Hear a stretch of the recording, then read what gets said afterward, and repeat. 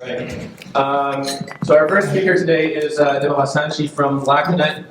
She gave me a very succinct bio that I'm going to share with you. She grew up on a dairy farm, she went to school for way too long, and she works at Lactanet.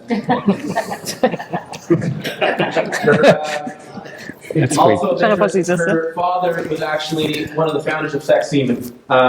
Deborah has 5 sisters and no brothers. Anyway.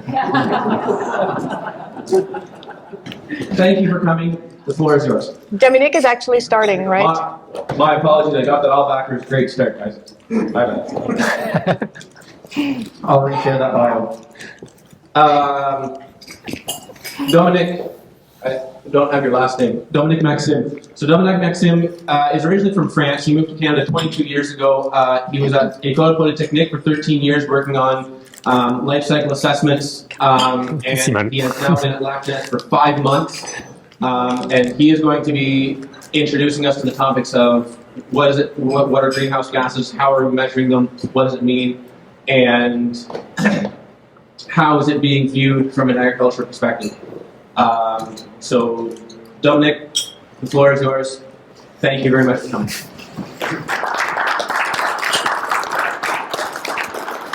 Thank you. Yes, I don't know if it works. Yes. Use that, but your microphone is just for me. Okay, so I use that. But this one is working for you.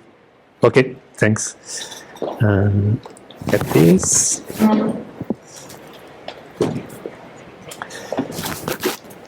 So, good morning, everyone. Thank you for the invitation for talking about. For myself, the first part of the presentation will be about the greenhouse gases basics and how we can assess greenhouse gases and calculate some useful numbers like carbon footprint. So what we suggest is, after my presentation, to take a 5-minute break for answering your question, if any. Then Deborah will be talking about the all mitigations options available for reducing greenhouse gases for jerseys. So basically, what occurs on the Earth is that there is in the atmosphere around the Earth greenhouse gases naturally present in this atmosphere, like CO2.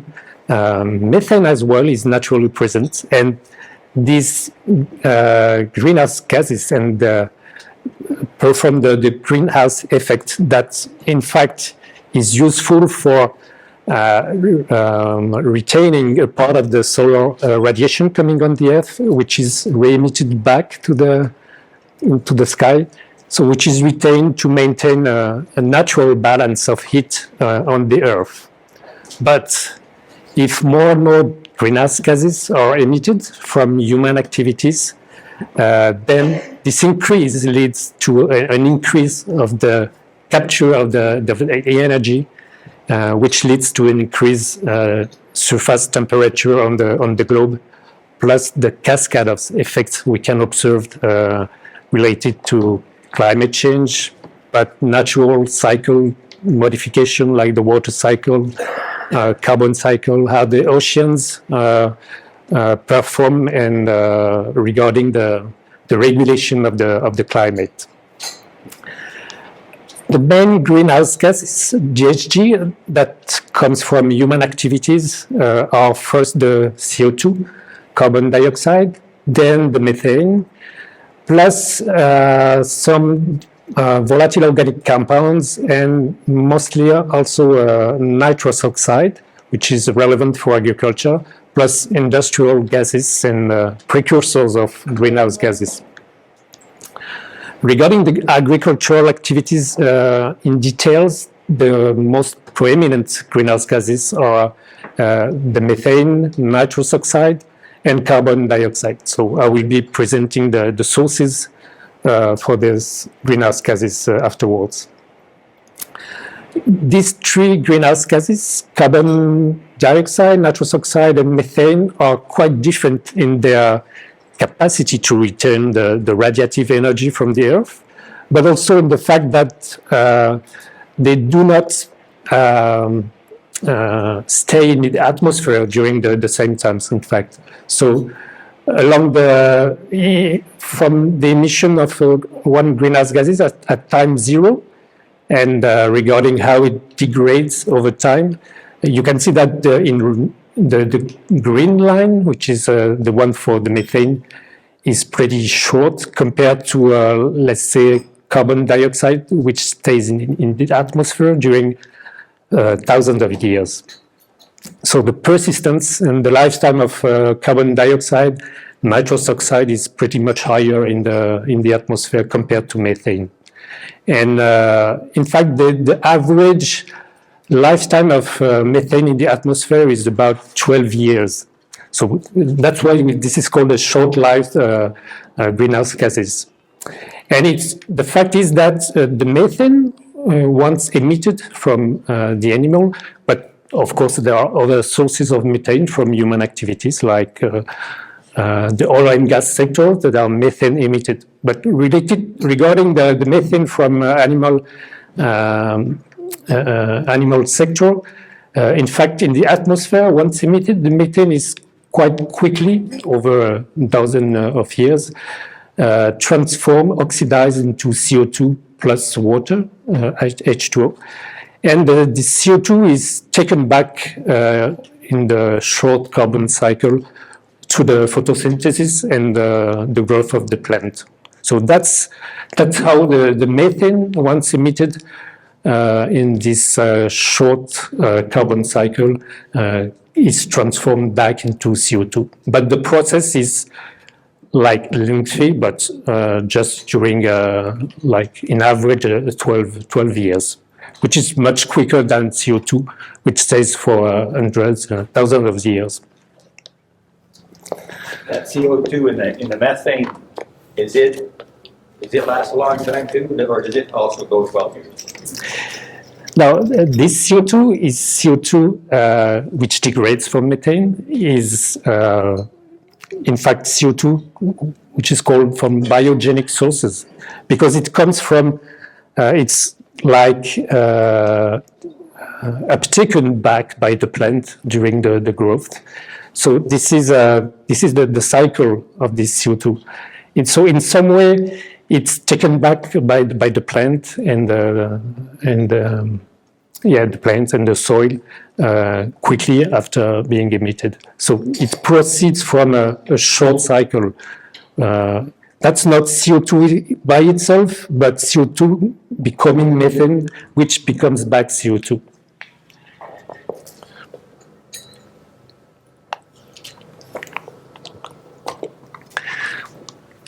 So let's go to the assessment of these emissions.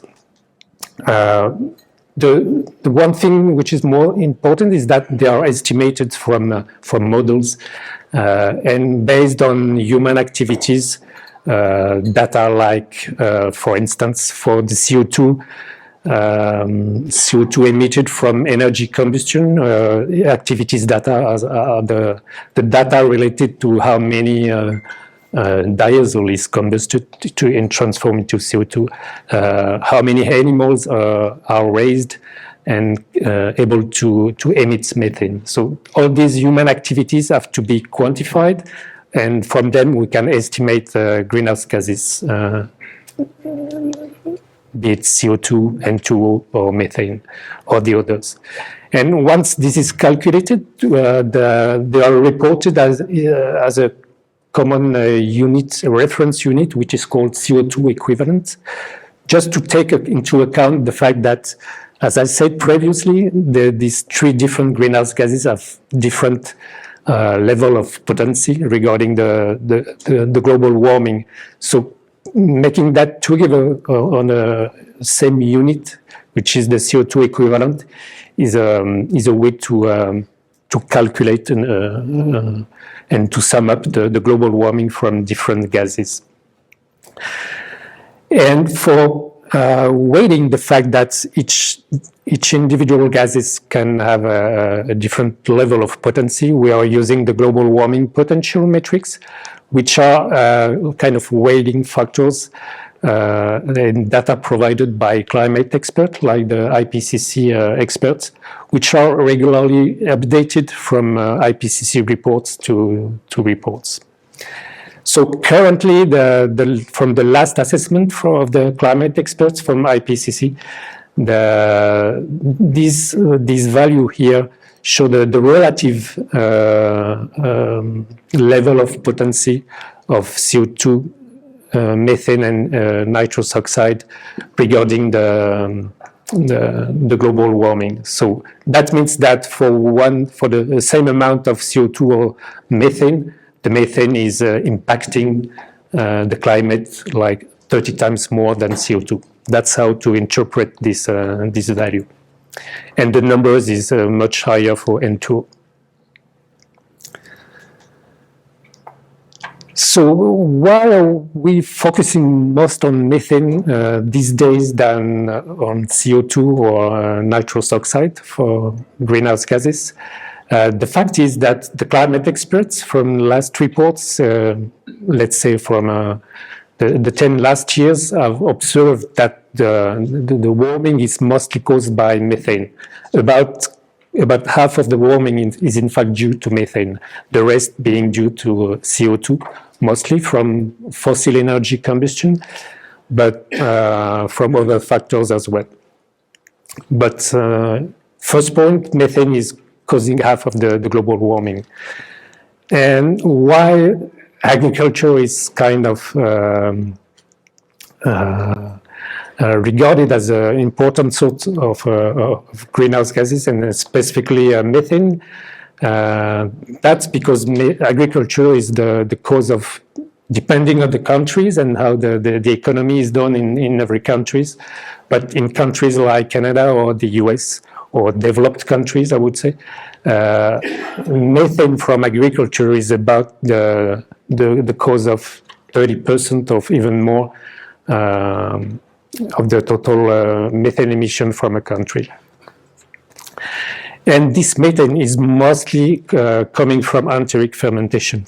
So that's the figure, the figure on the right. I hope you can see a bit, but the light blue area on the figure is the part of enteric fermentations, enteric methane, compared to the total of greenhouse gases emitted by the agricultural sector in Canada from years to years up to 2020. And you can see regarding the line, which is a percentage of what is enteric fermentation methane compared to the total greenhouse gases from agriculture. So enteric methane was in 2020 a bit over 40% of total greenhouse gases from agriculture sector in Canada. So that's for whole Canada and whole agricultural sector. But we know that enteric fermentation is coming from livestock raising. But that's not specifically to dairy farming. And this slide is just to show you, explain you how methane is produced within the rumen. So from the feed ingested by the animals, so the fibers and the starchy material is degraded in the rumen during the digestion, then converted into glucose, which is then fermented into fatty acid, and the principle being acetate, butyrate, and propionate. And from these fatty acids participates to the creation of a free hydrogen pool within the rumen at different level from one fatty acid to another. And particularly the propionate is not adding up to the hydrogen pool, but is, on the contrary, is like consuming hydrogen. But in the end, from methanogenesis, this hydrogen is consumed and CO2 is transformed into methane, which is then erected by the animal. Regarding the numbers we can see related to all these greenhouse gases emission from a farm, remember the numbers I showed previously. like the percentage of agriculture and enteric methane from total greenhouse gases emissions.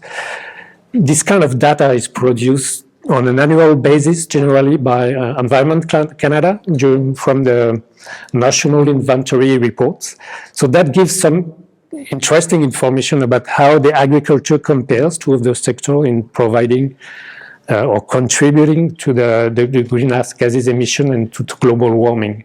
But on the other hand, that's not a comprehensive inventory for all greenhouse gases produced at the farm.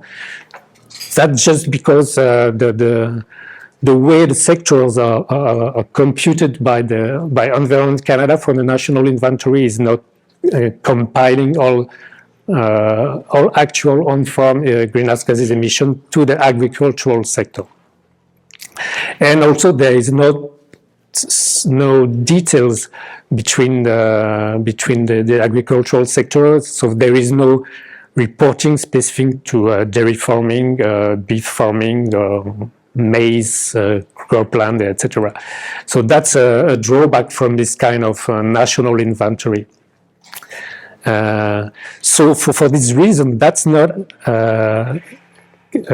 suited for any assessment at the farm level, especially when we want to implement a mitigation strategy or management practice that can reduce greenhouse gases emissions. So that's not capable of tracking progress individually at the farm level, and even not at the dairy farming level. And another drawback is that all these numbers in the national inventory are not related to the output of the sector, which is the milk, and we are mostly interested in how much greenhouse gases has to be associated with milk per unit of milk, instead that how many greenhouse gases for the dairy farming sector as a whole. And all the more because we know that the productivity has changed a lot. The numbers of cow is decreasing over time, whereas the milk output is increasing with time. So this kind of productivity increase or performance improvement is not factored in this kind of sectoral greenhouse gases emissions. And it's lacking what is called the value chain perspective, and especially the fact that some greenhouse gases that may be associated to some important inputs to the farming sector and the animal raising sector is not calculated and taken into account, like all these greenhouse gases associated to energy production or fuel production, or from feed concentrates that are not produced on the farm, on the same farm that the dairy farm. So that's why a different assessment has to be performed, more comprehensive, which include all these sources of greenhouse gases, be it on the farm or off the farm, and to report that to the main output, that is the milk, so as to be able to evaluate more with more sense and more information what a mitigation strategy can provide and can be helpful in reducing all the greenhouse gases associated per kilogram of milk.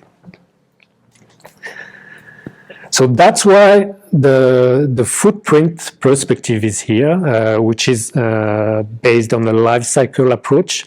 So as you can see from this kind of figure, the life cycle of a product is just the different stages involved, from resources extraction up to producing a product, processing a product, eventually selling and distributing this product, and eventually consuming this product and considering its end of life.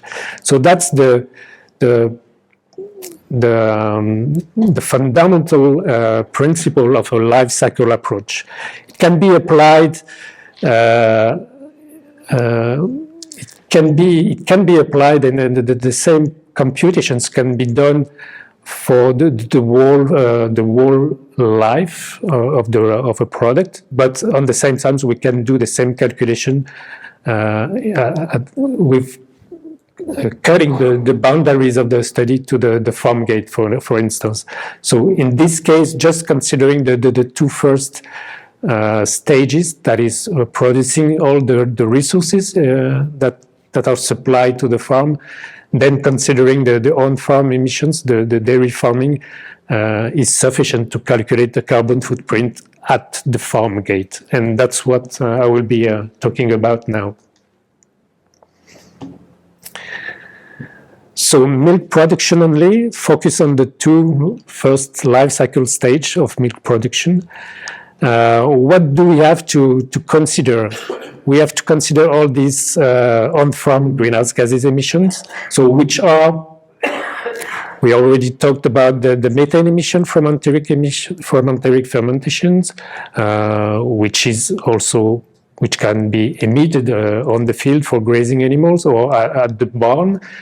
Some methane as well is emitted from the anaerobic decomposition of manure. So manure management is a source of methane and as well of nitrous oxide. But the main nitrous oxide source is associated to the cultivation of crops or forage, and is directly associated with the nitrogen input on the field, which is transformed the process into the soil for that part which leave the plant, and then is transformed into nitrous oxide from mineralization, nitrification processes. So all of these are sources of greenhouse gases emissions. And as for the CO2, that's the diesel combustion, which a residue is like carbon dioxide. And we also have this source of emission, or can be a sequestration of CO2 in the form of organic carbon from organic matter input to the soil, which can come from so manuring the soil is a way to supply organic matter. Also, all the crop residue left on the field are then degraded and provide some organic matter to the soil, which in the end can lead to a soil organic carbon increase. So, and the balance of calculating the soil organic carbon is quite complex. Maybe that's the sources which is the less well understood and easy to calculate. But that's an important balance and calculation to be made to assess whether there is a net sequestration of carbon into the soil or a release of carbon, which can happen. From this on-farm direct source of greenhouse gases emissions, so as I mentioned previously, we have to account for emissions associated with the production of farm supplies. So that is fuel and electricity. There are greenhouse gases emitted when extracting oil, processing oil into diesel, providing the diesel up to the user through transportation. So there are all different sources of CO2 emissions related to that, plus some methane emissions as well, if considering hydroelectricity and methane emission in the dams. Plus, fertilizer production is an industry which is also emitting greenhouse gases during the production processes.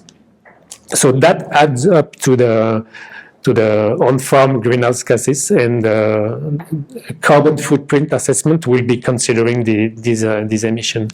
And more marginally, I would say there are other supplies like pesticides, herbicides, and machinery construction, etc., which has to be accounted for, and all these industries providing these supplies are emitting greenhouse gases as well. And also all the waste that can be generated on the farm and not managed within the farm have to be collected and managed by the facility for that. And so these are sources, different sources of greenhouse gases emissions as well. And add to that all the transportation steps involved for transporting these supplies. From that, how do we do for the calculation? So basically, we are inventorying all these greenhouse gases sources on-farm plus off-farm. So completing this life cycle inventory of greenhouse gases emission is performed. We know we scale this accounting process to the, let's say, generally we do that for 1 year of activities, and so we can, knowing the output of raw milk from a farm, we have to consider as well that in addition to the milk, all these activities and greenhouse gases should also be attributed for a part of them to other co-products from a farm. So it's mostly some animals which are sold, but can be also some crops or forage or even possibly manure, which is sold by the farm. So these are the co-products in addition to the milk. And the inventory and the summing of all these greenhouse gases is done for CO2, methane, N2O, and then we multiply this amount per using the global warming potential value I just mentioned, in addition to derive the total CO2 equivalent, which is then reported to the amount of milk produced within the year, and applying an allocation to account that, as I mentioned, this total CO2 equivalent has to be shared between milk and animals or other co-products. Because these are entering a life cycle of another product. So that's why we have to perform this allocation. Just want to show you now 1 or 2 charts of typical carbon footprint results. And these are the results of 2 life cycle assessment studies focusing on different issues, but specifically on greenhouse gases. And that was done these are 2 studies mandated by the Reformers of Canada.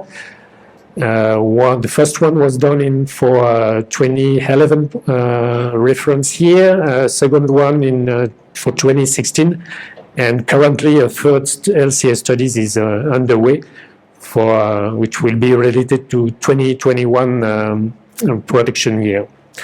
And what you can see is that the calculations are helpful to identify the contributors and the source of emissions, and to identify which ones are the most important, the most contributing to the overall results, in order to prioritize some actions and mitigation. So we can see that enteric methane, which is the red part of the pie chart, is close to 50% of the total footprint of the Canadian milk. So which footprint in 2016 was 0.92 kilograms CO2 equivalent per kilogram of milk.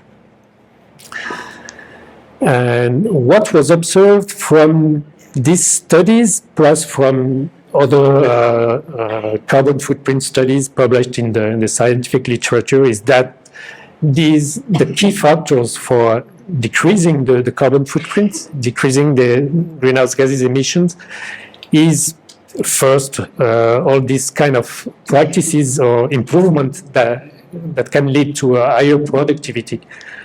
So increasing the amount of milk per animal is one possible action to mitigate, to reduce the footprint.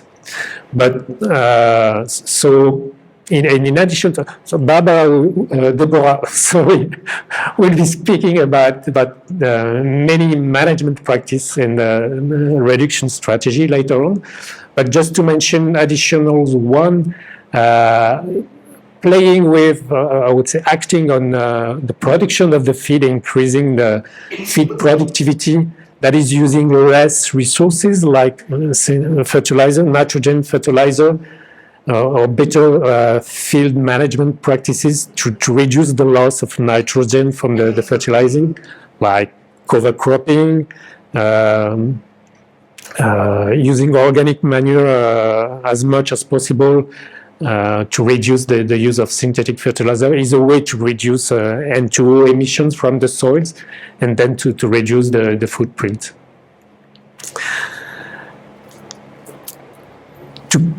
To complete my presentation, just keep in mind that the main information and the main things you have to retain from that is that the carbon footprint is tackling a life cycle perspective, which is good to be comprehensive in its assessment. And life cycle assessments, carbon footprints are more and more used in several sectors and for several objectives to support policymakers, for sure. So I just show the result of the Canadian LCA studies mandated by Dairy Farmers of Canada. But more and more processors, so the buyers of the milk, and mostly driven for marketing reasons or having to commit regarding their own engagement to reduce the footprint of their product.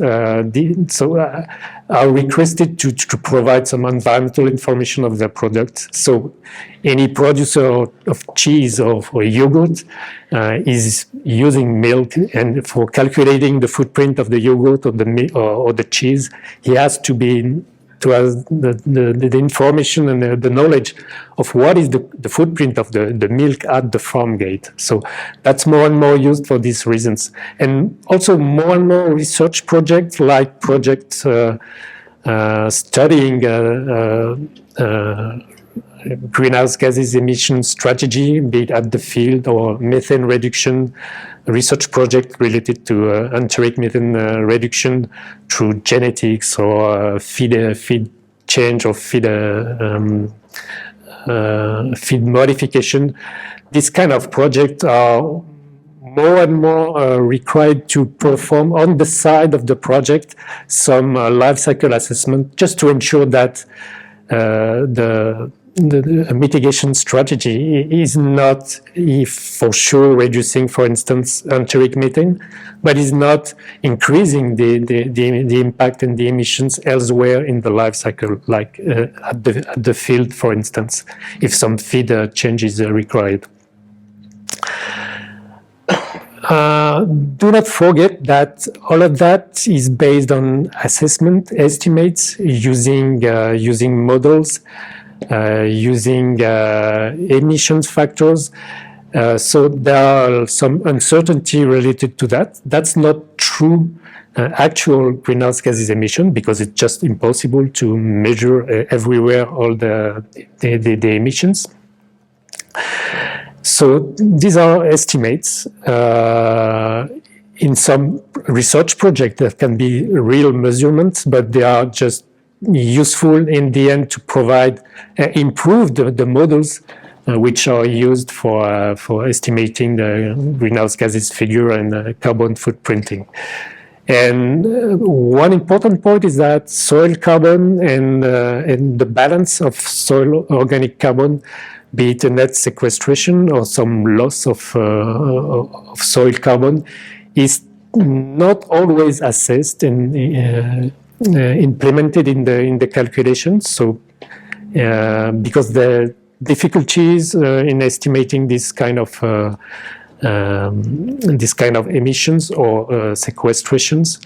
So some knowledge is still lacking, and guidance for doing that is still lacking. So that the science is improving, and the methods and the methodology are improved. regarding these specific sources. But yes, it's pretty important to have it because the agricultural sector, the livestock sector, the dairy farming sector can provide some carbon sequestration and help to reduce the greenhouse gases at the national scale. And last point is that there are many commitments regarding the net zero target. I think there will be some presentation later on today regarding that. But dairy farmers of Canada, the government of Canada has committed regarding being carbon neutral by 2050. So this is a pretty short agenda. 2030 will be an intermediate year for providing some results and checking the targets. So the fact is that acting on methane, which is most of the half of the footprint of the milk, is key to reduce and to go in the right direction at the right rate, right speed regarding this agenda. So reducing methane can, and due to the fact that it's a short-lived gas in the atmosphere, so reducing methane can provide some benefit at short term in terms of like the 12 years. So that's in the range of the target and the time frame for the target. And once again, adopting a life cycle approach and using carbon footprint for greenhouse gases is a useful tool to first benchmark and follow progress over time when mitigation strategies are involved. So that's it about me. Do you have any questions? Go ahead. It seems to me that earlier you had said that these, let me read it again, the data is not reconcilable. So you're using models and estimates, and how in the world can we benchmark when everything is models and estimates and theoretical?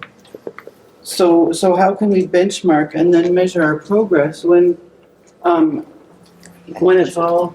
It seems to me that none of it is really based on the science that I learned in university. Okay. The science helps towards developing the models and the methodology.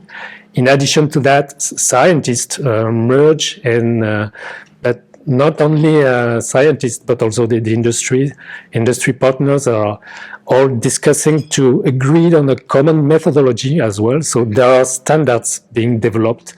The climate expert, IPCC, is developing some methodology, but that may be too rough to be precise, especially for the dairy sector. So some sectoral guidances are developed and trying to be consensual to just to provide the more information on how to be more representative to the models and the data to be used for these assessments. So the International Dairy Federation, for instance, is providing carbon footprint methodology since 10 years, and they are updating the methodology. The last one was published last year, including a new methodology for soil carbon assessment as well. So that's how the improvements and the progress are made for doing and providing estimates which are as much representative as possible. And scientists are doing research projects as well to also not necessarily studying mitigation strategy, but improving the emissions factor data which are used in the model, like being able to better know, let's say in Ontario, the way depending on some practices at the farm, how the manure is managed, for instance, depending on the feed for the animals and per animal categories as well. Developing emission factors specific for this at this level of detail, and for dairy production, the dairy sector specifically, all of that is generated and provided, and that feed the new guidance or the new version, new updates of the guidelines and the methodology developed. So it might be frustrating. It was because that these are just estimates, but the fact is we cannot measure them, so we have to go through this estimate process. Yes, the science helps, and and I would say the consensus between scientists plus industry partners about new improved methodology and data to be used to calculate that, that's the way we do that. So then as an individual farm, if you can't benchmark, if you don't have, if you only have theoretical starting place, then how can you measure whether there's been improvements? You know, my husband and I were on soil and crop improvements, and we do the environmental farm plan, and we do all of those things. And if they're just going to, in spite of the fact that we've tried to do everything in every corner of what we do, including our private lives and whatever, and then you get a theoretical standard laid on you. Mm-hmm. How are you suppose? Where do you work toward an improvement? The important part is that it might be theoretical, but just estimate using these models at the time t0, the reference stage, then make some changes in your practices, But you then use the same methodology again. on a theory, and who's to say that we aren't 100% better? I think that one thing to understand here is that this is based on the best data available. Everything we do is based on incomplete data and the best data available. Our lactation records are incomplete, really. We're not measuring how much milk every cow is giving every day. That's changing with robotic systems.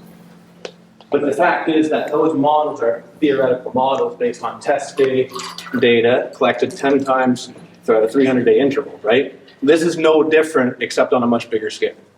And that they're going to charge us for our carbon emission based on theoretical numbers. But and maybe like the second part of the presentation will help, but some things might be your direct farm value. Some will be able to measure some of it on your farm directly, and the Rest will be theoretical or based on estimates. But I think as science moves on, we will get more and more precise, reflecting exactly what is going on one single farm. So it's a matter of getting towards that. It's not perfect to start with, but I think if everyone does the calculation the same way, at least we can compare and move towards together and telling the dairy industry story instead of just taking numbers from whoever is doing different assessments. So I think that's already a beginning to get there. Any other questions? Dominic, great presentation. It looks like the dairy industry like to measure the carbon emission by the kilos by the liter of milk. So to become carbon neutral by 2050, how far do you see that the carbon emissions going down? At the moment it's 0.92 kilos emission per liter of milk. So how far do you see this coming down? How far can it go? I still don't know. We still don't know. The commitment is that the on-farm emissions have to reach zero by 2050. That doesn't mean that the carbon footprint of the milk will be zero, because some impacts are associated from other activities like fertilizers, the production sector, energy sector, etc. But the commitment is to be zero at the farm level. So yeah, I would say yes. They say trying to be to reach the zero. The fact is that we have to reduce that as much as possible, focusing on methane as well. That's the climate expert also say to reach that target. that's an IPCC claim in, regarding that in all countries, and federation within the countries just have commit from that. But what is the rate? I still don't know. That's not my job, I would say. It's more maybe DFC, this kind of people. But that could be calculated. Do you have any facts like a comparison how Canada do with other countries, or wise how we measure that kind of thing? In terms of footprint, Canada does pretty well.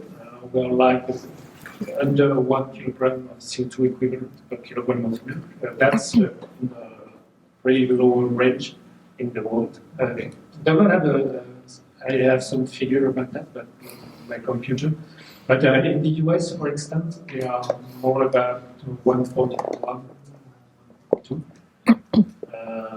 The best farms in France, for instance, I remember the carbon neutral optimized milk farm in France, on average, are a bit above 1. So that's pretty well in Canada because of high productivity, especially. Thank you. Okay, so at this point, thank you. We're going to ask Deborah to come up and give her presentation.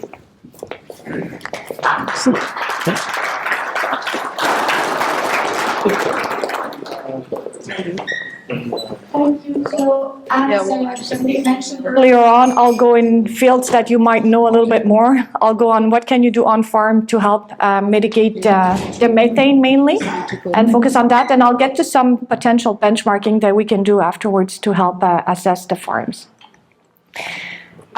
So Dominic went through that. I'm not going to repeat what he said, but enteric methane, maybe just to remember, is produced by the bacteria in the rumen, right? The cows burp, they don't fart. That's an important detail, which means that we can also manipulate what's going on in there. Okay, you guys all know that Jerseys don't produce the same as Holsteins. That's because they have different bogs or they have a different metabolism. So we can play with that and then optimize and have the output that we want. Dominic mentioned how methane is a very potent greenhouse gas, but keep in mind that for your cow, it's also a loss of energy, right? That's a waste. She's burping out some molecules that we wish she would put into milk or average daily gain if it's a heifer or a growing animal. So also methane can also be seen as a loss, and therefore getting rid of that methane also will have some benefits for you guys as producers. So I'll show you some of the mitigation strategies that you can use to reduce methane. I would say they are in 2 big categories. Some of those strategies will improve productivity of your cows. So because we express methane per kilogram of output, so per kilogram of milk, obviously increasing the output will also help dilute that methane that is being produced, so that will lower your footprint. And all those strategies will have an economic return to the producer as well. The other category of methane reducing strategies, they will reduce the absolute output of methane. So they will reduce, that's for example additives, they will reduce the grams of methane produced per day for each of the cows.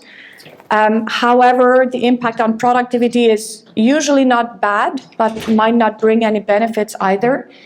And then the return to producer might be questionable because obviously some of those might be costly, right? Or might need an additional expense. So let's go through them, starting with the first category, reducing methane by increasing productivity. Maybe I just want to mention that Dairy Farmers of Canada will be launching a best management practice guide to reduce carbon footprint on farm. I think it will be launched at the end of the month, if I'm correct. So it will be made available and address the farm, the soil, the crop production, every aspect. What can you do and what is the impact of those management strategies? So I'll just focus on the methane ones for today. So the most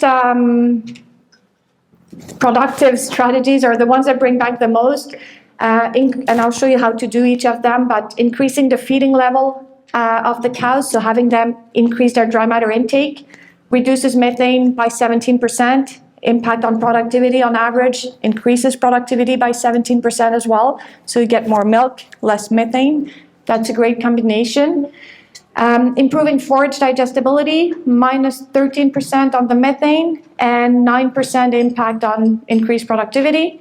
And reducing forage to concentrate ratio, of course, there's limits in doing that, but could also have a reduction on methane, but an improved productivity output. So let's look at each of them individually. And how do they work? So basically, when you increase the feeding levels, the more kilograms of dry matter intake you manage to get into the cow, usually she will convert it into milk, and it's an incremental equation, right, or factor. So for each additional kilogram of dry matter intake, the efficiency of conversion goes up. So the more you can get in there, the better you'll get out of it. And how do we do that? It's things that you know, things that you do every day, but those simple things can have a huge impact, and they are still worth working on. Improving forage quality and conservation. That feed needs to taste good, be well preserved, be always in front of the cow, and make sure that she maximizes what she can do out of your forages. That includes the forage chop length, both for the conservation, but also for the intake, right? If it's a good chop length, she will reduce sorting, but she can also consume it better if it's in a proper length. Optimized feed bunk management, that includes making sure that the bunk is always full, that there's always feed there. And I totally understand that with the costs of the feeds today, we don't want to have too many refusals, but not having enough refusals has a huge cost on your productivity and will increase your methane output per liter of milk that you produce. The feeding sequence, limit the sorting, make sure that you minimize competition, so everything that improves feeding behavior, that's what we want, right? We want those cows to eat, ruminate, and turn it into milk. Don't forget about the water access. For those of you who like to eat peanuts at the bar, at some point you need the beer to get the peanuts through, right? So only eating doesn't work. We need to drink as well. So keep in mind that water access involves the inches per cow, making sure that they can drink whenever they want, but also that this water is clean and has a good composition, right? So from time to time, a good water analysis, making sure it fits our needs, is also important. And of course, maximize cow comfort and welfare. You know that the cows that are comfortable, that can rest, will produce more because they ruminate more. That is what we know that you already do, but just keep paying attention to that to make sure that we increase it. Second strategy, improving forage digestibility. How does this one work on methane? Well, you know that too. If the forage is more digestible, she can eat more of it. More dry matter intake equals more milk. And at the same time, this will reduce the methane that she produces per day, as well as the methane that she produces per kilogram of milk output. How do we do that? When the weather allows, harvest the forages at an earlier stage. A bit younger forages will be more, she will like it more, and it will be more digestible in the rumen. Again, the chop length to make sure that the conservation is well done and the forage stays, ferments well and stays preserved well until you feed it to the cows. And work with your nutritionists to make sure, again, that she uses that forage at its maximum and converts it into milk by combining all the nutrients that the rumen requires. Finally, reducing the forage to concentrate ratio. Dominique showed a slide where the volatile fatty acids in the rumen, some produce hydrogen, but propionate will capture hydrogen in the rumen. Methane is made out of hydrogen. So if we can increase the production of propionate, there is less hydrogen left in the rumen, and automatically she can produce less methane out of it, right? She's just lacking one of the molecules.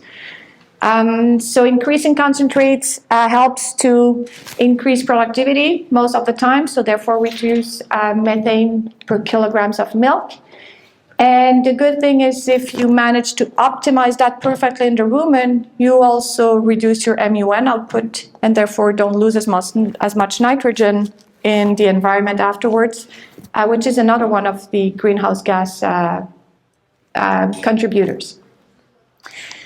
Cautions with this strategy, you all know that we're not feeding cows in a feedlot, so just make sure that we don't go on the other edge where fiber digestibility might be compromised and rumen health might be impacted. Economic return to the producers. Calculate your margin over feed cost when you do those with the cost of concentrate sometime, depending if they're homegrown or if you buy them. Make sure that it pays back, right, in that strategy. Keep in mind, and Dominic showed that, right, we have the cow in the farm, in the land, in the rest of it that is bringing inputs into the farm. So when we think about increasing concentrates, often we think about cereals and corn, which are annual plants and not perennial plants. So these will also have an overall bigger carbon footprint simply by the fact that they are annual, they require more fertilizers, and they reduce carbon sequestration in the soil because they're not perennial or grasses growing. And when discussing about overall global sustainability, one argument that sometimes comes out is that the corn and soybean that is being used, if we go too much, right, does that interfere with human consumption from the other hand? So I just put a question mark, but that's a concern that might be raised by some people as well. So these are the strategies that will improve your productivity that you guys probably already do, but keep pushing on them. They will help and they will pay back. If we look at the ones that would reduce the absolute output of methane, so there are methane inhibitors or additives out there. As you see the number here, 32% reduction, those are huge reduction potentials, right? Before, on the slide before, we had like a minus 17 as being the highest. So much bigger potential, not always easy to apply, and might have a cost, okay? So just keep it in mind. I'll go through some of them in the next slides, just to give you some examples. So this slide, sorry, it's maybe not extremely clear, but some of the additives with the biggest potential to reduce methane emission. I just want to clarify the percentage reduction here is grams per day, right? So let's say a cow is producing roughly 500 grams. This one here would have like a 25 or 30%. She's probably producing more 450. This would be roughly 30% reduction, 20 some, and here we are into minor reduction potentials. So if we look at the top ones, the most promising additives that could reduce methane output, seaweed is at the top. Seaweed has a very interesting active component, which is a potential carcinogen for humans and cows. So first, if we start feeding seaweed to all of our cows, we will need to produce more seaweed, which also has an environmental impact to do so. We might struggle a bit with the consumer, telling them that we are feeding a potential carcinogen to the cows. Let's see if they buy our milk after the Buttergate issue there. And of course, we need to do a real life cycle assessment to really look at what's the overall impact if we go towards that strategy, right? There are some companies looking at producing only the active ingredient in there, so producing it chemically, which would reduce probably the overall global impact, but still remains with the issue that if it is a carcinogen, well, obviously it's probably not a long-term or a viable solution that we want to apply. Second one on top of the list, the fatty acids. Feeding specific fatty acids like linseed, for example, I'll start with that example. Linseed has a lot, it's called a polyunsaturated fatty acid, right? So the nice thing about those types of fatty acids is that they will capture hydrogen in the rumen. The bogs will convert them. So it reduces a lot the hydrogen in the rumen, therefore making less hydrogen available for methane. So they work pretty well. They can help you produce omega-3 milk, which is kind of cool. The issue is if you feed a little bit too much of those, fat will go down or the dry matter intake will go down. Another one that could potentially work is soybean oil. For those of you who have ever fed soybean oil, if you want to crash your milk fat test, it's a really good solution. So I don't think that in our Canadian market, those are the types of products that will be used at a high level if we ever go there. Some linseed, for example, a little bit can work, but therefore with limited impacts compared to what we see here. And another one that I will discuss, which is called the 3-NOP. You might have heard of that. It's an additive that we can provide to the cow and will greatly reduce methane production by the rumen microbes. The issue with that one is that it's, well, just like seaweed, it's not currently approved in Canada. So not available right now. I think there will be some studies, but again, it's a chemical that we are feeding to our cows. I think we also need to keep the consumer in mind and see how they react to those types of strategies before we push too much and move towards them. So those are like most of the strategies that you can do on farm. I thought, I'll say Eric suggested that I also look a bit at the difference between Jerseys and Holsteins. So of course, most of the studies that are being done in the literature are done on Holsteins, right, across the planet. There are some very interesting studies here, and I'll show you the impact for your breed specifically.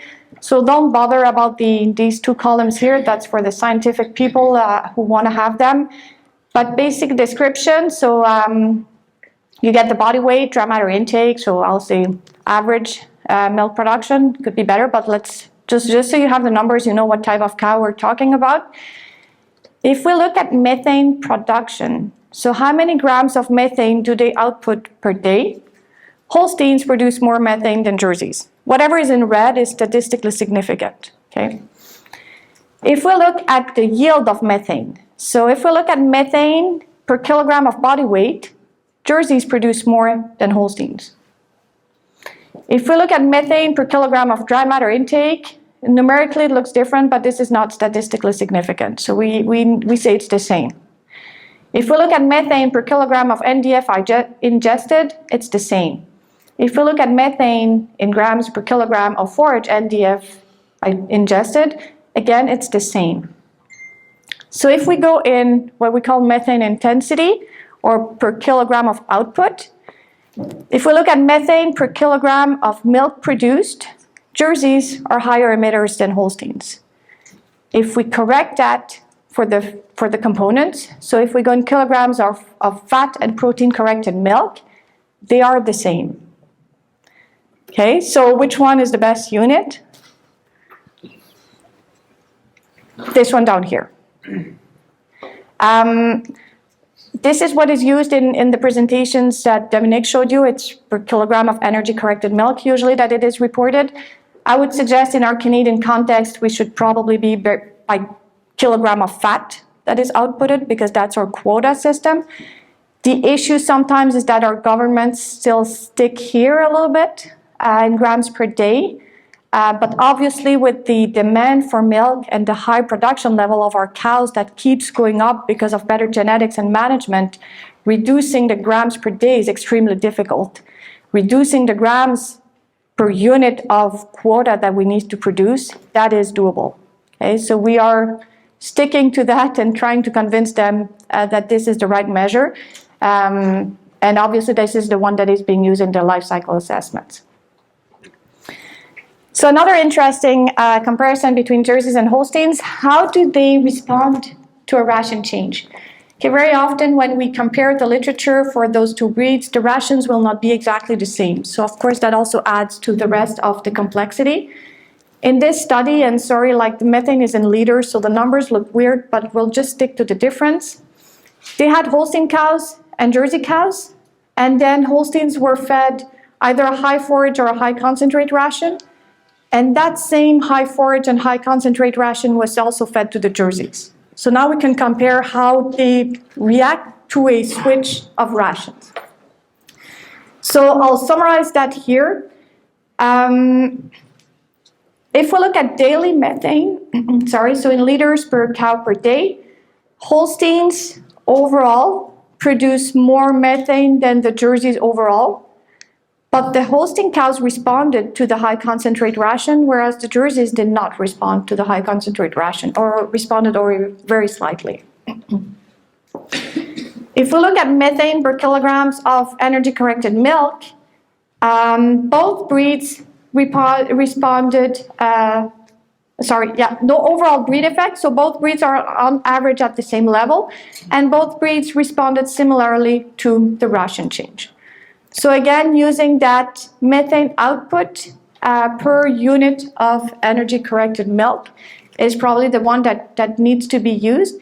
And in that case, as you can see, if in your Jersey herds you apply those mitigation strategies, you will see a slight reduction in the methane output. I just want to say we're never going to go to zero methane output, because then your cow would be laying on the floor and not getting up again. Okay, she is converting grass to milk. We have to accept that there is something going on in the rumen. So other herd management strategies that will help reduce overall methane output of the herd health.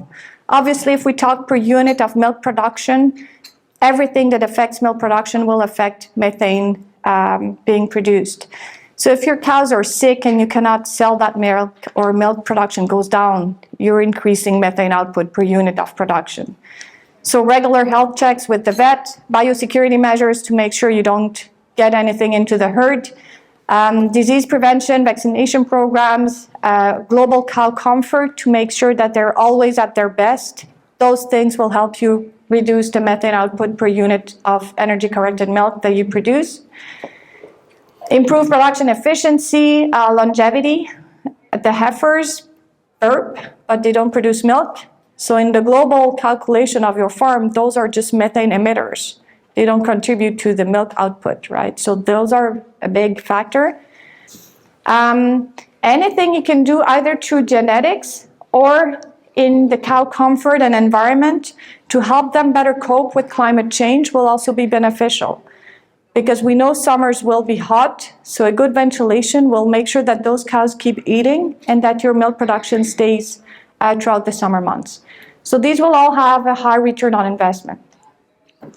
Managing your inventories, or at least your heifer inventories, as I just said, those are emitters. They don't produce the milk, so they contribute only to one side of the equation in your farm right now.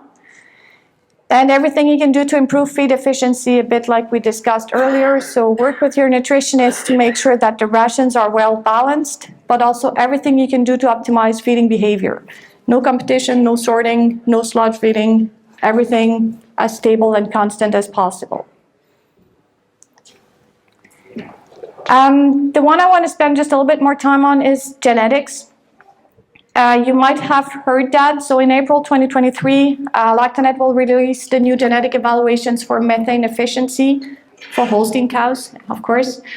The interesting thing is that Lactanet will be the first in the world to have those, and so far there's no significant undesirable correlation with any other of the productivity traits. So selecting for that will allow to reduce methane without impacting productivity. And of course, if the AI companies start to go towards those strategies, well, overall, the global population of cattle will then reduce the emission. So how about you guys?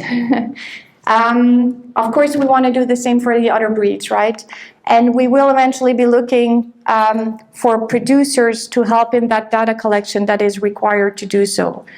So the genetic evaluations for Holsteins were made by measuring methane from cows in research farms.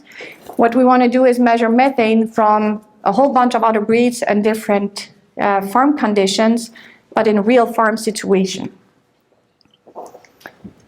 So this gets back a little bit to the question we had earlier. For a global greenhouse gas assessment, it's going to be very complex short term. But for methane, for example, I think we are on the way to having a tool with real farm data to be able to measure a farm, benchmark the farm against others of the same breed, of the same region across the country, and then monitor the impact of changes to make sure that we can capture that change and see the impact of the overall methane output. So how are we going to get there? As I said, we will be looking for participating herds. We have several projects in the pipeline, and when I say we, you'll see it's like a whole bunch of partners. It's not only Lactanet, of course. But we'll be looking for farms that are representative of our Canadian context. So moving out of the research farms, but going into the commercial herds to get real measures in real situations. We need various breeds, various feeding management and genetic strategies to make sure that we are then applicable to whichever farm we have across the country.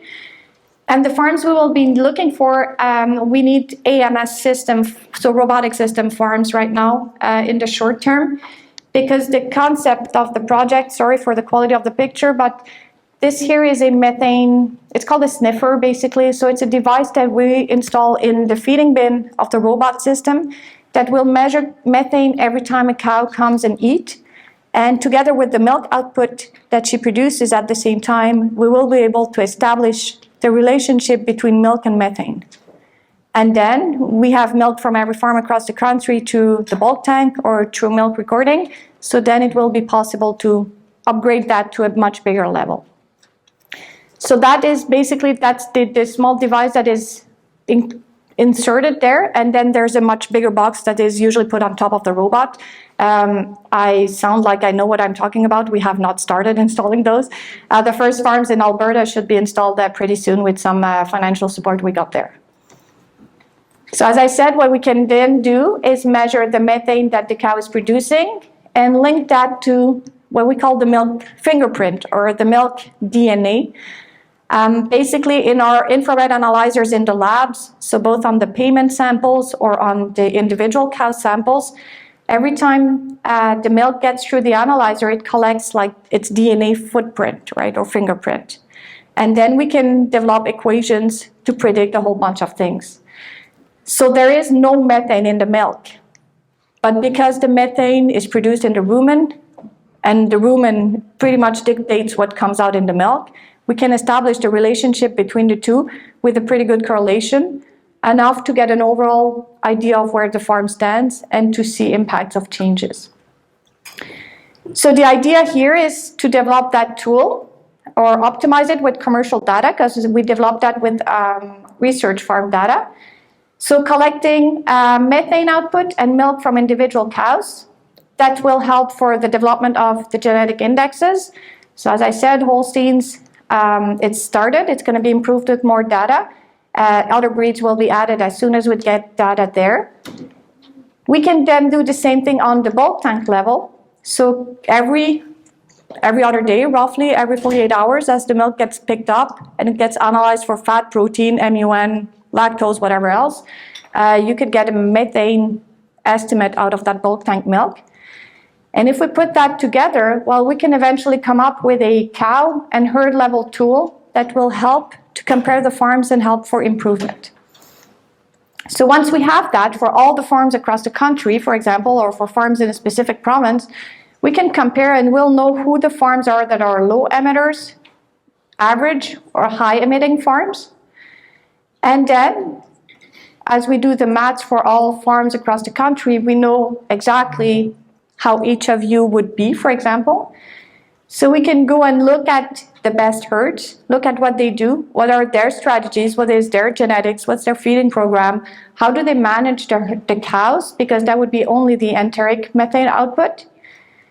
And we can then help all producers to improve by learning from the best ones, right? And then move towards something improved altogether. In that concept, and again, it's a project, right? It's not done right now, but in my mind, whenever there's a mitigation strategy applied or we know that there's a change, of course, we want to see a reaction from that tool, right? We need to see that the tool is precise enough to see the change that was done on farm so that we can continue monitoring methane at a bigger level. So as I said, this, of course, it's not only LATANet. Of course, we collaborate because we have a lot of milk analysis and data in our database. It's a common project, right? We've been discussing with a lot of dairy boards, with a lot of universities across the province to try to bring that all together and to have that one national tool, having, of course, Dairy Farmers of Canada on board as well, because it helps to their net zero target. So take-home message from my section, I think there are some strategies out there, some that are more promising and can be applied short-term. The forage for example. Genetics will be coming shortly for your breed. Additives, keep in mind that it might first be approved and then make sure it pays back before you use them. And more developments will be coming, so any AMS Jersey breeders interested in a project, you can come and see me afterwards. We haven't secured money for Ontario specifically, but we'll figure that out, so we can at least have some names. And I'll just bring back what Dominique's end message was. The target to 2050 is short. The timeline is short, so methane is one of the places where we can act the most. So there are some easier strategies that can be applied that will pay back to you by increased productivity, and that will help to reduce the methane output. And always keep in mind that it's a bigger picture that is required, right? That we need to look at it as a global picture and not only one single aspect. But that we can, if everyone does a little bit, I think it can move forward as an industry. Thank you. Any?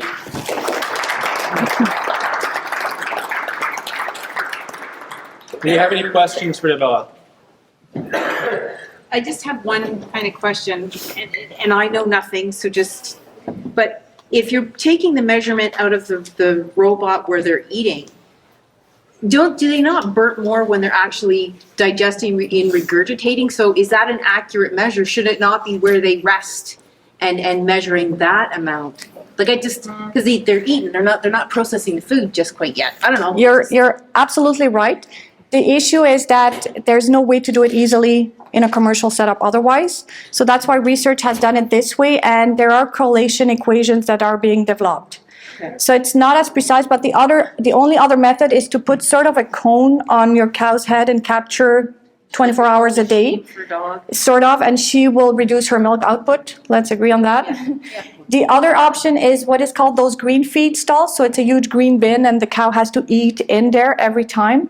Those cost roughly $200,000 each, and you have one for 2 cows. So installing that in commercial farms is extremely costly and doesn't make sense. So there's a lot of research in different parts of the world with those types of sniffers and with a pretty good correlation. So it's not perfect, but at least it's better than a book value. But as we said, research is helping to move forward to something more and more precise. Okay. Just another question, like you say there's no difference between a large cow and a small cow. And yet we know that if you have a smaller cow, you can get more solids per acre of land. So how does that figure? Like you would think to maximize efficiency. So you're saying maximizing efficiency doesn't necessarily maximize GHG, greenhouse gas? My example was methane burps per kilogram of milk. It did not include the manure. You are absolutely right. And as a general concept, improved efficiency will reduce methane output. So how does your whole farm equate into this whole thing? Like I don't get the purpose of this if it doesn't include the whole farm. So methane is roughly 50% of your greenhouse gas emission per kilogram of milk. Your manure handling, so the cattle inventory could help with better estimates of the manure that is being produced. Your manure handling and the questions you answer in your ProAction questionnaire could help get a better understanding of your manure output. You see how like those things need to be connected? What she gives you is one part, and Yeah. what you want is the life cycle I want the assessment. whole life cycle. And that will, We're not there yet. she was just like one part of Yeah. the final answer, if But- that makes sense. yes. A really interesting paper by Jude Capper looking at cheese production. It includes more of a life cycle assessment, including like the number of amount of land required, replacements required, et cetera, and that's more of a life cycle thing. Holistic view. But that will take, we're trying to automate that so that you don't need to enter all that all those values manually into a software to calculate it. That's the idea with the methane here. And as some data is available elsewhere, eventually if we could draw all that together so that you get a global assessment without entering manual values, that I think would be great. That's not going to be 2023, I want to be honest there. But, Benjamin. When you're talking about additives, how much do you think that'll be part of the solution in the future? good question. I think I think there will be studies done by Dairy Farmers of Canada to first assess how they work. I think Dairy Farmers of Canada will also assess the consumer perception towards that. And in our Canadian context with our blue cow, that is one of the important factors that we consider as an industry. I think some of them might come into the Canadian market. Maybe not all of them, but I think some of them might come in.